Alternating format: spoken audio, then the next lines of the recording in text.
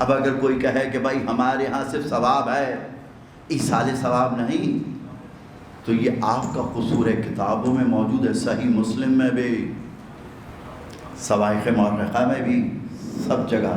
بلکہ ایک روایت جناب عائشہ سے ہے، جناب عائشہ سے یہ روایت ہے کہ ایک خاتون جناب عائشہ کے پاس آئیں اور آنے کے بعد یہ کہا، اے اللہ کے رسول، میری ماں اس دنیا سے چلی گئی لیکن کوئی خیر کی وصیت نہیں کی،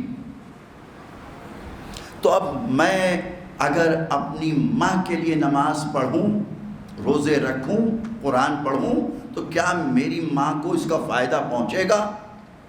جناب عائشہ نے یہ سوال اللہ کے رسول کی خدمت میں رکھا۔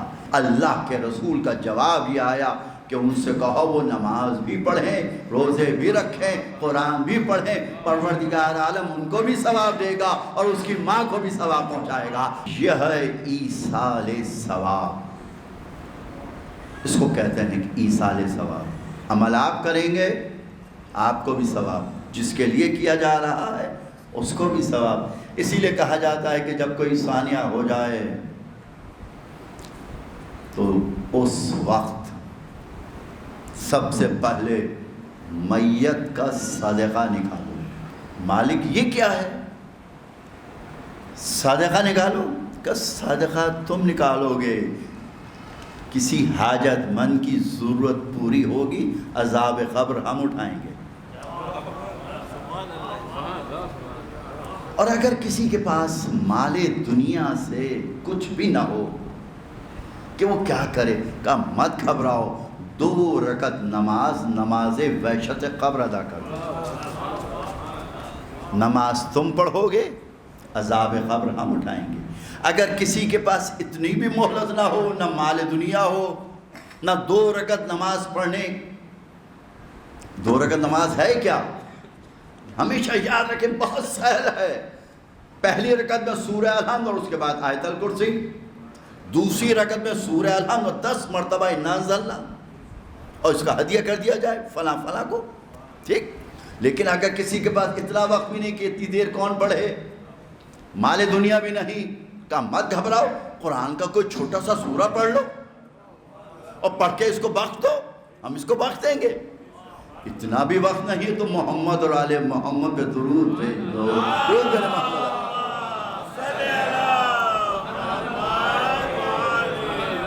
تو ہم اس کو بخش دیں گے۔ اسی لیے یہ جو فلسفہ شہادت نامے کا کہ ادھر کوئی بزرگ، کوئی بھی مومن خاک شفا لے کر نام لکھنا شروع کرتا ہے کہ میں نے آپ کا نام بھی لکھ دیا، آپ کا نام بھی لکھ دیا، آپ کا نام بھی لکھ دیا، یہ کہ 40 مومنین کی گواہی ہے۔ یہ گواہی کس بات کی ہے؟ فلسفہ شہادت نامے کا کیوں ہے؟ یہ گواہی کیوں ہے؟ کہ اس لیے کہ پوری زندگی آپ کے نگاہوں کے سامنے ہے، پل پل کی خبر ہے، لیکن حکم پروردگار یہ ہے کہ دیکھو تمہیں نہیں معلوم آخری لمحے اس نے کیا کیا ہو۔ مثال کے طور پہ کوئی بھی ہو، آخری وقت توبہ کر لی ہو، رحمان و رحیم تو ہم ہیں، اس کا اختیار تمہارے پاس تو نہیں ہے۔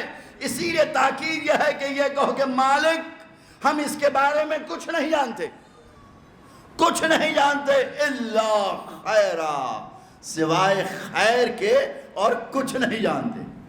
یہ ہے فلسفہ شہادت نامے کا عزیزان اکرامی۔ اس لیے کہ پروردگار یہ چاہتا ہے کوئی بہانہ مل جائے۔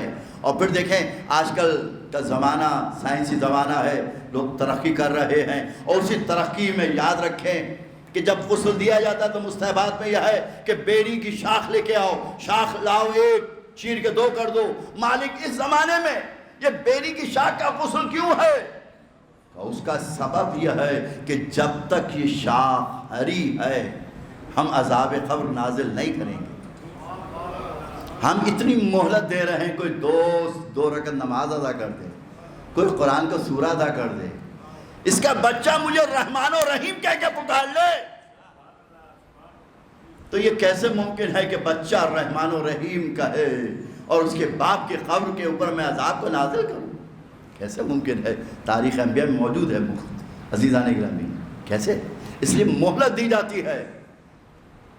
یہ جو بیری کی شاخ ہے یہ ایک مہلت ہے، جب تک ہری ہے عذاب قبر نازل نہیں ہوگا. اتنی دیر میں کوئی ایسا عمل انجام ہو جائے کہ پروردگار عالم اپنے بندے کو بخش دے. وہ بہانہ تلاش کرتا ہے، اور اس کے بعد تاکید یہ ہے کہ دیکھو جب لے کے کاندھے پہ چلو تو لے جانے میں جلدی نہ کرو. کیوں؟ اسی لیے 3 منزلیں دی جاتی ہیں. یہ 3 منزلیں کیوں دی جاتی ہیں؟ تاکہ جہاں وہ جا رہا ہے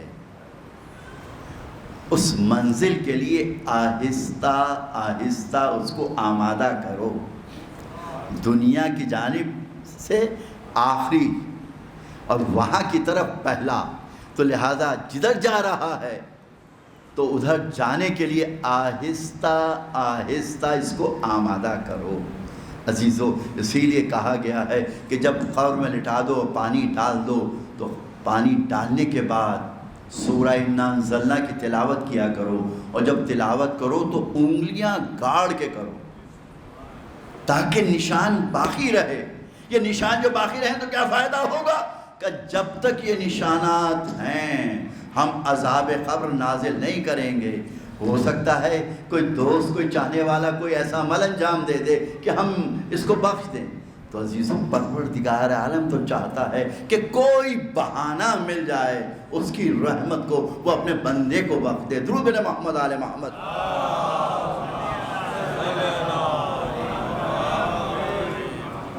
تو یہ ہے ایصال ثواب.